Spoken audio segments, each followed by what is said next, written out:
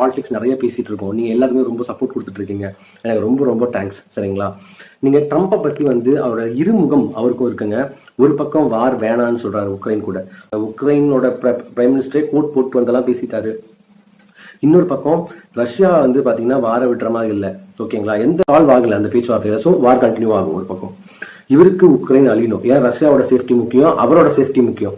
இந்த பக்கம் வார் நிறுத்தணும். இதுக்கு வளங்களை திருடணும். ட்ரம்ப்போட கான்செப்ட். ஈவன் அந்த 3 நாள் இதுக்கு முன்னாடி அந்த பேச்சுவார்த்தையில வளங்களை வேணும்னு அக்ரிமெண்ட்ல கையெழுத்து போட்டு கொடுங்கன்னு தான் பேசினாரு ட்ரம்ப்.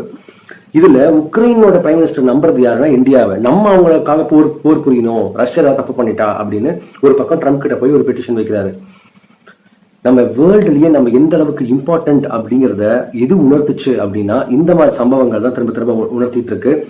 ஒவ்வொரு இந்தியன்ஸும் அதை பெருமையா நினைக்கிறது மட்டும் இல்லாம உங்களோட ரோல்ஸ் அண்ட் ரெஸ்பான்சிபிலிட்டிஸை கரெக்டா பாருங்க. தேங்க்யூ ஸோ மச் ஃபார் வாட்சிங் திஸ் ஷார்ட்ஸ்.